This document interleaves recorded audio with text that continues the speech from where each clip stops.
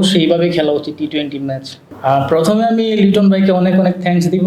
So একটা captain হিসেবে যেটা দরকার ছিল উনি সেটা করেছে, আমাকে ব্যাক মানে করাইছে।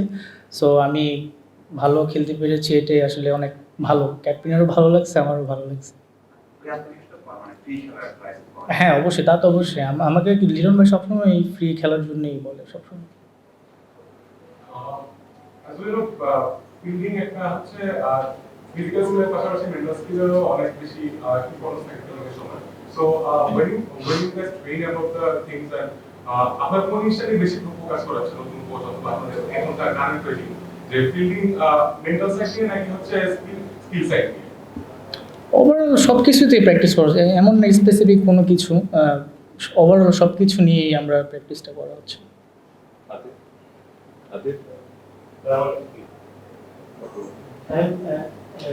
আপনারা কোনো ম্যাচটা খুব ভালোভাবে শিখছেন, তারপরে একটা গ্যাপ হয়ে গেল আর কি, বৃষ্টির কারণে আপনারা সেকেন্ড ম্যাচ খেলতে পারবেন না।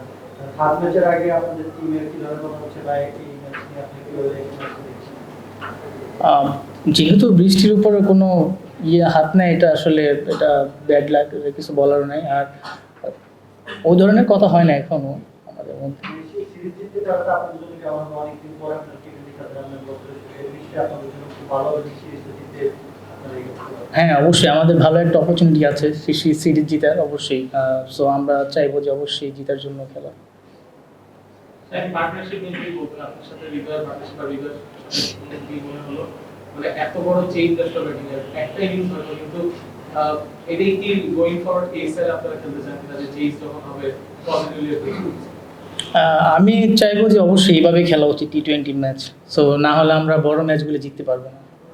মানে আপনি যখন ক্রিজে যান মানে লঞ্চ করার ব্যাপারটা কিভাবে আসা হয়, মানে when you see that it's time for you to launch, মানে এই ওয়ার্ডটা খেলতে যখন মারতে যান কখন কি ব্যাটসম্যান হিসেবে চিন্তা করে যে হ্যাঁ স্টাইল যাবে আমি লঞ্চ করবো?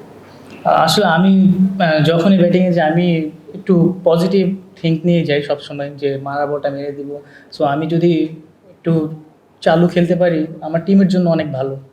মানে ড্রেসিং রুম থেকে এরকম একটা থাকে কনসেপ্ট থাকে যে আপনি যে শটটা খেলেন বিকজ অনেকে মাত্র শট নাও করতে পারে ব্যান্ডে নাও, ওই ব্যাকআপটা থাকে মানে যেরকম দেয়। অবশ্যই ড্রেসিং রুম দেয় সেটা না, বাট আমার মাইন্ডেই থাকে যে আমি এরকম এরকম খেলবো, আমি একটু ফাস্ট খেলবো। যে টি-20তে আমি এটাই থিঙ্ক থাকে সবসময় আমার। অলমোস্ট মোস্ট সাকসেসফুল টি-20 ক্যাপ্টেন হওয়ার খুব কাছাকাছি। এই টিমটাকে জেরিং করার ক্ষেত্রে আপনি ক্যাপ্টেনকে কিভাবে রেট করবেন এবং ড্রেসিং রুমটা ক্লাসে কিভাবে ব্যাটার করবেন, বর্তমানে কি অবস্থা? দেখেন অবশ্যই আমরা লাস্ট টি-20 অনেকগুলো সিরিজ আমরা উইন করতে পেরেছি। সো এটা আসলে আমাদের টিমের মধ্যে একটা ভালো একটা বন্ডিং হয়েছে। সো আনফর্চুনেটলি আমরা ওয়ার্ল্ড কাপটা মিস করে ফেলেছি, এটা তো কিছু করার নেই। তাও আমরা অনেক ভালো প্রিপেয়ার ছিলাম। অবশ্যই ক্যাপ্টেন্সি অবশ্যই ম্যাটার করে। চিরাং যখন রেকর্ড চেঞ্জটা করলেন তখন কি বিশ্বকাপে রাখতে দেখায়? না, বিশ্বকাপের ওইটা চলে গেছে, ওইটা নিয়ে আসলে আর থিঙ্ক করার কিছু নেই। আমরা আমাদের জাস্ট পজিটিভ যেটা সাইড, আমরা ভালো খেলতে পেরেছি, ইভেন আমরা আমাদের ইন্টেন্টটা ধরে রাখতে পেরেছি, এটা আমরা নেক্সট ম্যাচে ধরে রাখতে চাই। ওয়ানডেতে বাংলাদেশের ৬-৭ নম্বরের জায়গাটা খুব এখনো সেটেল না। আপনি মানে ওয়ানডে ফরম্যাটটাকে কি হলে আপনি যদি ছিলেন, তারপরে আবার এখন সামনে ডিপিএল আছে, আপনি কি চাইবেন যে ডিপিএল দিয়ে আবার একটু কাভার করা, যে কি খেলবে আপনার জন্য মনে হয় পারফেক্ট ম্যাচ করবে? অবশ্যই সামনে যেহেতু ডিপিএল আছে, সো এটা আমার জন্য বেস্ট অপশন। এটা দিয়ে আমার কামব্যাক করাটা সবচেয়ে বেশি ইজি হবে আমি মনে করি।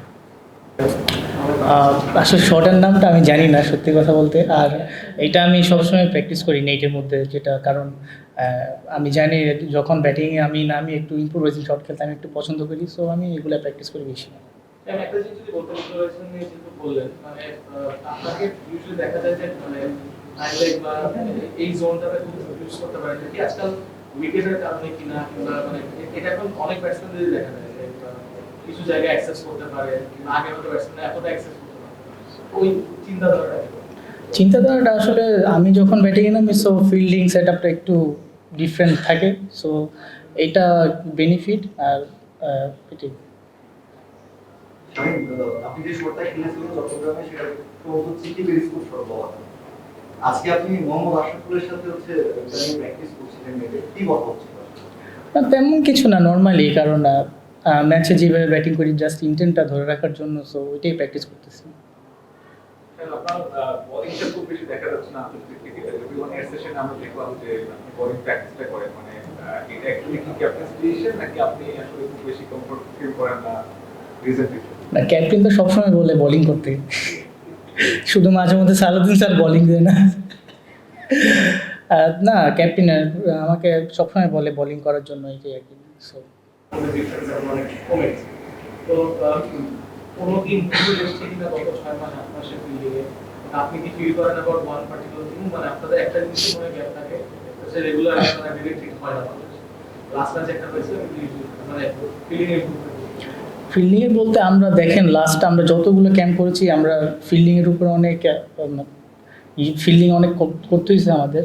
ইভেন ফিল্ডিং কোচ আমাদের অনেক টাইম নিয়ে ফিল্ডিং প্র্যাকটিসটা করেছে। আর ইভেন সব কিছুই ভালো হচ্ছে, পজিটিভ হচ্ছে।